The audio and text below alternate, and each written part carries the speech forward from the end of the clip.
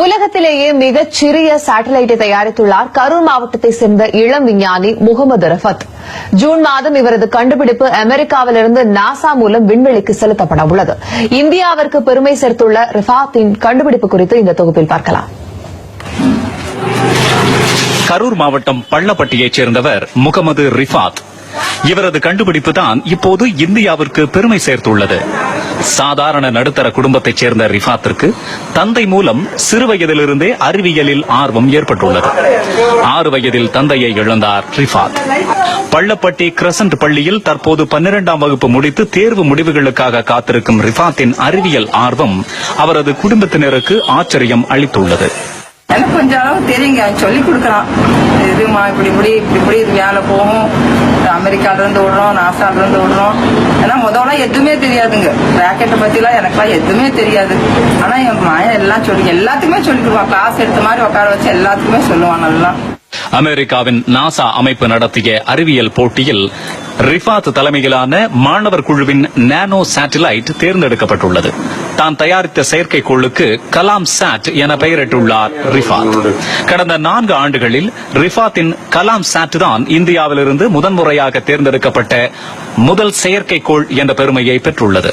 இது உலகத்திலே சின்ன சேட்டலைட் இது வரைக்கும் டிசைன் பண்ணிருக்கிறது. லாஸ்ட் டைம் பாத்தீங்கன்னா 5 சென்டிமீட்டர் கியூப் தான் இப்ப உலகத்திலே இருக்கு சின்ன சேட்டலைட். இது பாத்தீங்கன்னா 3.8 சென்டிமீட்டர் கியூப்.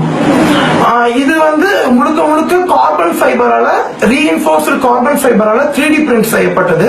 ஃபர்ஸ்ட் டைம் இந்த வேர்ல்டு 3D பிரிண்டிங் பண்ணி ஒரு சேட்டலைட் டிசைன் பண்ணிருக்கோம். இதோட மொத்த எடை 64 கிராம் தான் இருக்கணும். கலாம் சாட் என்ற இந்த செயற்கைக்கோள் விண்வெளியில் நிலவும் கதிர்வீச்சு, அங்கிருக்கும் சூழல், அவற்றால் செயற்கைக்கோள்கள் அடையும் மாற்றத்தை ஆய்வு செய்யும். இது வெற்றி பெற்றால் ஆய்வுகளுக்கான செயற்கைக்கோள்களை சில லட்சம் ரூபாயில் தயாரிக்க முடியும்.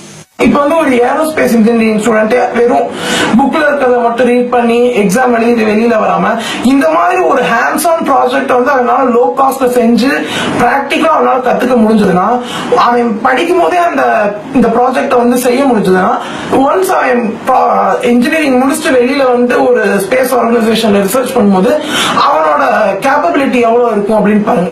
கலாம் சாட் தயாரிக்க 1 லட்சம் ரூபாய் செலவாகி உள்ளது என்கிறார் ரிஃபாத். இதற்கு ஸ்பேஸ் கிட்ஸ் இந்தியா என்ற அமைப்பு நிதியுதவி அளித்துள்ளது. அமெரிக்காவின் விர்ஜீனியா ஏவுதளத்தில் இருந்து SR-4 ராக்கெட் மூலம் ஜூன் 21ஆம் தேதி கலாம் சாட் விண்ணில் ஏவப்பட உள்ளது. ரிஃபாத்திற்கு அரசு உதவிதான் இதுவரை கிடைக்கவில்லை என்கிறார் ரிஃபாத்தின் தாய்மாமா. பள்ளப்பட்டி ஸ்கூல்ல கிரசன்ட் ஸ்கூல்ல நல்லா ஹெல்ப் பண்றாங்க. அது இல்லாம ஸ்ரீமதி மேடம் சென்னையில அவங்களும் நல்லா ஹெல்ப் பண்றாங்க. எங்க ஃபேமிலியில எங்களால முடிஞ்ச அளவுக்கு நாங்க ஹெல்ப் பண்ணிட்டு இருக்கோம். மேல எதுவும் வேற கவர்மெண்ட் சார்பில் எதுவும் ஹெல்ப் கிடைக்குமான்னு பார்த்தா அது இது வரைக்கும் இன்னும் ஹெல்ப் கிடைக்கல எங்களுக்கு. அவர் இன்னும் ஹெல்ப் கிடைச்சா இன்னும் மேல இன்னும் வளர்றதுக்கு நல்லா இருக்கும். ரிஃபாத்தின் கலாம் சாட் நாசா மூலம் விண்ணில் ஏவப்படுவது தமிழகத்திற்கு மட்டுமல்ல, இந்தியாவிற்கே பெருமை அளிக்கும் செயல். ரிஃபாத்தை போன்ற மாணவர்களை ஊக்குவிப்பது அரசின் கடமை அல்லவா? பள்ளப்பட்டியில் சாதாரண குடும்பத்தில் பிறந்த ரிஃபாத் இன்று நாசா அளவில் புகழ் பெற உள்ளார். இவருக்கு இந்திய அரசாங்கம் ஏதோ உதவ வேண்டும் என்பதே இவர்கள் குடும்பத்தின் எதிர்பார்ப்பாக உள்ளது. ஒரு இளம் விஞ்ஞானிக்கு மிக விரைவில் அனைத்து வசதிகளும் கிடைக்கும் என்ற நம்பிக்கையில் நாமும் இருப்போம். அன்பழகன், நியூஸ் 18 தமிழ்நாடு.